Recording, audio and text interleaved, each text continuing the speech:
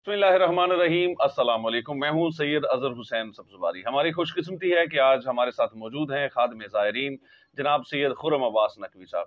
नकवी साहब, आपको खुश आमदीद कहेंगे। बहुत शुक्रिया, बहुत आपने अपने शुक्रिया। कीमती वक्त में से वक्त दिया। नकवी साहब ईरान में होते हैं और ज़ायरीन की खिदमत इनकी ज़िंदगी का अव्वलीन मकसद है। नकवी साहब से जानेंगे कि पाकिस्तान या दीगर ममालिक से जो उर्दू बोलने और समझने वाले हैं, उनके लिए ईरान में खिदमाती मराकज़ क्या खिदमात सर अंजाम देते हैं? अलैकुम अस्सलाम वरहमतुल्लाह। बहुत शुक्रिया हाज़रीन और नाज़रीन। सब्ज़वारी साहब, बहुत बहुत शुक्रिया आपका कि ये ज़ायरीन के लिए एक बहुत ही अच्छा अमल है जो आप अंजाम दे रहे हैं। ईरान में मशहद में और क़ुम में ज़ायरीन की खिदमात के लिए बहुत सारे अफराद काम करते हैं, लेकिन उनमें से नामिनेट जो अफराद हैं जो आगे बढ़ चढ़ के हिस्सा लेते हैं, ख़ुद हरम हज़रत आक़ा अली इब्न मूसा रज़ा अलैहिस्सलातु वस्सलाम और हरम हज़रत मासूमा सलवातुल्लाह अलैहा से ज़ायरीन की खिदमत के लिए खुदाम काफ़ी सारे काम अंजाम दे रहे हैं। लेकिन पाकिस्तानी या उर्दू बोलने वाले जितने भी ज़ायरीन वहाँ पे आते हैं या जिनको कोई मेजर प्रॉब्लम्स होती हैं, जैसे डेथ के मराइल होते हैं या हॉस्पिटल्स के मसाइल होते हैं या रॉबरी के या हादसात के जो मामलात होते हैं, तो वो लोग फिर क़ुम में नासिर इनकलाबी साहब हैं जो नुमाइंदा हैं अक़ायद मिल्लत जाफ़रिया सैयद साजिद अली नकवी साहब के, और बंदा हकीर इसी तरह दफ्तर मशहद मुक़द्दस से जो है वो नुमाइंदा है ज़ायरीन की खिदमत के लिए। ज़ायरीन जब जाते हैं वहाँ पे तो उनकी ये जो मसाइल हैं, इनमें फिर कोई भी बंदा आगे बढ़ चढ़ के हिस्सा नहीं लेता। तो फिर जिस तरह आपने निशानदेही फरमाई है कि अगर कोई वहाँ पे वफ़ात हो जाती है या किसी का पासपोर्ट गुम हो जाता है या अपने काफ़िले से अलग हो जाता है, तो वो किस तरह से खिदमाती मरकज़ में किस तरह से राब्ता करेगा? अगर उनके पास कोई सेल फ़ोन हो तो वो हमारे शख्सी नंबर पर रब्ता कर सकते हैं, और अगर वो हरम के इर्द गिर्द हों तो वो हरम में जाएँ, रवाक़े ग़दीर में, वहाँ पे हरम मौला रज़ा अलैहिस्सलाम में, वहाँ से वो रब्ता कर सकते हैं। तो बस वहाँ पे जो खुद्दाम बैठे उनको जाके अपनी मुश्किल बताएं कि हमें ये मसला है, वो खुद ब खुद हरम वाले जो हैं वो कॉल करवा देते हैं। अच्छा, वहाँ पे उर्दू स्पीकिंग लोग बैठे होते हैं, उर्दू वहाँ समझने पे वाले सुबह लोग? 7 बजे से लेके रात 9 बजे तक जो है वो उर्दू ज़बान खुद्दाम जो है वो मौजूद रहते हैं। इस वक्त हम डिस्कस कर रहे हैं कि जो उर्दू बोलने वाले ज़ायरीन हैं, उनको क्या क्या मुश्किलात वहाँ पे फेस करना पड़ती है और उसका हल क्या है और खिदमाती मराकज़ जो है वो किस अंदाज से काम करते हैं। तो पासपोर्ट की गुमशुदगी की सूरत में भी वहीं पे राब्ता करना होता है? पासपोर्ट गुम हो जाए तो भी वहीं पे, जो भी एनीवन यानी कोई भी मसला हो ज़ायरीन को किसी भी हवाले से, तो वो हमें जो है वो कॉन्टैक्ट कर आपसे सकते हैं, राब्ता कर हमसे सकते रब्ता कर सकते हैं। मैं हूँ, मेरे साथ मेरे एक सीनियर ब्रदर हैं काज़िम अली साहब, वहाँ पे मशहद में हम होते हैं। तो या दफ्तर जो है रहबर कायद नुमाइंदा रहबर मुअज़्ज़म का सैयद साजिद अली नकवी साहब का, उनके दफ्तर में, हैं। ये दफ्तर या कहाँ हरम, पे है ईरान में? ये दफ्तर मशहद मुक़द्दस में भी मौजूद है, क़ुम में भी है, इस्फ़हान में भी है। तो सबके अलग अलग नंबर हैं। अलबत्ता मशहद में हरम के बिल्कुल पास है, क़ुम्मुल मुक़द्दस में तो ख़ुद हरम के अंदर जो है वो नासिर इनकलाबी साहब जो है वो खिदमत अंजाम दे रहे होते हैं हर रोज़ के। तो ये आप बता रहे थे कि कोई हेल्पलाइन का भी उन्होंने शुरू जी, किया है। अभी ये चूँकि ज़ायरीन के मामलात ख़ासकर अरबईन के दिन में रश ज़्यादा होता है तो मामलात काफ़ी बढ़ जाते हैं।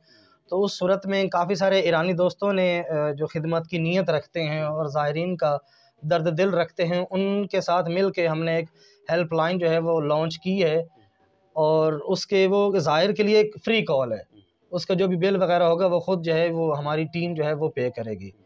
तो हेल्पलाइन है 90,545। इस हेल्पलाइन पे आप कॉल करेंगे तो आगे से ऑपरेटर जो है वो आपको उर्दू ज़बान नुमाइंदगी की तरफ जो है वो बात करवाएगा। जो भी मुश्किल होगी आप बताएंगे तो वो फिल फौर उसके जो है वो इक़दामात ये 98 कोड के साथ है। अगर आप ईरान के अंदर हैं तो 98 नहीं लगेगा, अगर आप आउट ऑफ ईरान कर रहे हैं तो 0098 लगाना जी पड़ेगा। बिल्कुल, जी जी बिल्कुल।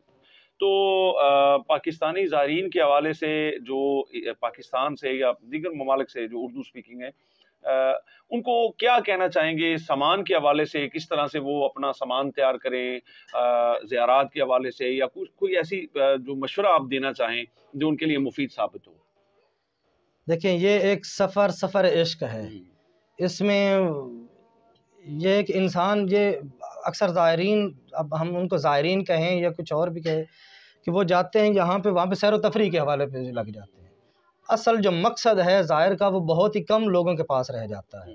असल मकसद ज़िंदा रहे तो फिर इंसान के पास ना इतने वसाइल होते हैं और ना ही कुछ, वो सिर्फ अपना ज़रूरी सामान 2-4 सूट कपड़े के साथ में लेके जाता है और उसी के साथ उसका जो है वो। नकी साहब ये बताइए कि ज़ायरीन की रूहानी तरबियत, जो आपने अभी बहुत ही अहम मसले की तरफ आपने इशारा फरमाया, तो ये जो ज़ायरीन की रूहानी तरबियत है और सही मानों में जो ज़ियारत की अदायगी है, वो रूहानी तरबियत किस तरह से मुमकिन है?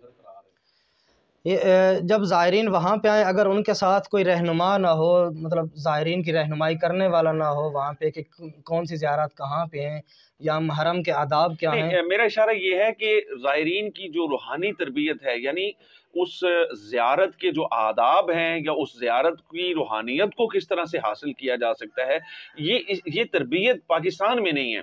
जिस तरह हज पे जो लोग रवाना होते हैं तो उनकी बाकायदा तरबियत होती है, उनको ट्रेनिंग दी जाती है, और पाकिस्तान में कोई ऐसा मरकज़ मौजूद नहीं। प्राइवेटली लोग काम कर रहे हैं, लेकिन बदकिस्मती से वो भी कारोबार की नीयत से काम कर रहे हैं। तो क्या मिंबर इसके लिए इस्तेमाल होना चाहिए? मिंबर से ये तरबियत होनी चाहिए, बिल्कुल या बिल्कुल किस तरह से ये तरबियत मुमकिन है कि हम रूहानी जो मफाद हैं, जो फ़वाइद हैं, वो हम हासिल कर सकें? बिल्कुल आका साहब, मिंबर हज़रत अबा अब्दुल्लाह अल हुसैन इसके लिए एक बहुत बड़ी दरसगाह है।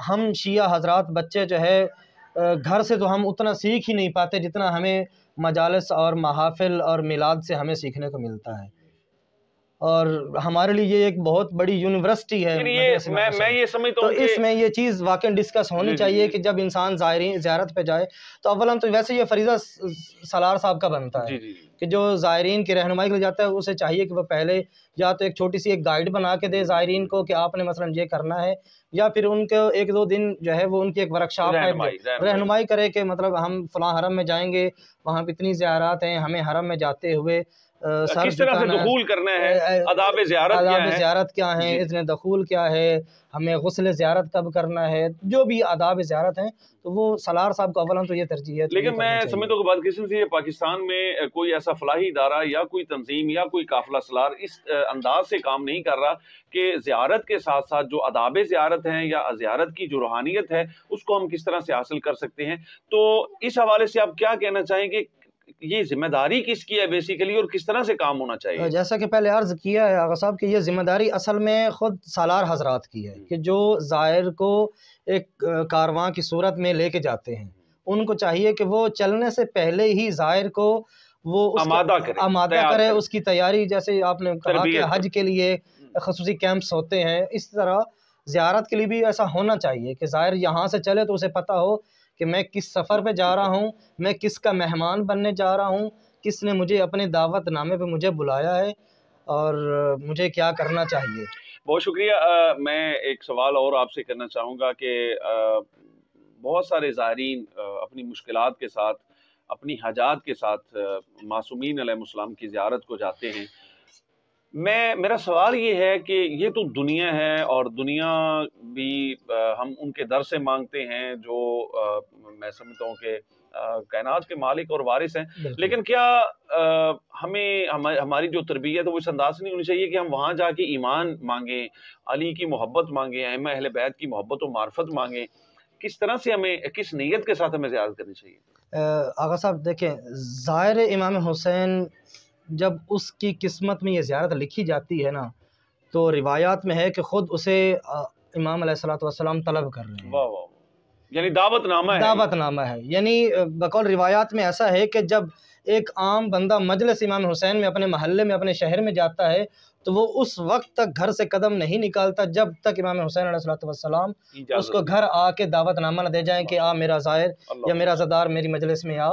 तो ये बाकायदा उनके घर की जाके ज़ियारत करना या उनके कब्र अतर की जाके ज़ियारत करना, यानी क्या हज़रत अबा अब्दुल्लाह अल हुसैन और आगा अली इब्न मूसा रज़ा नहीं आते होंगे? बेशक है, सही है। तो ये 14 मासूमीन अलैहिस्सलातु वस्सलाम पहले उसे दावतनामा देते हैं कि ए हमारा मोमिन, ए हमारा मानने वाला, है हमारा पैरोकार, आ हमारी कब्र की ज़ियारत कर।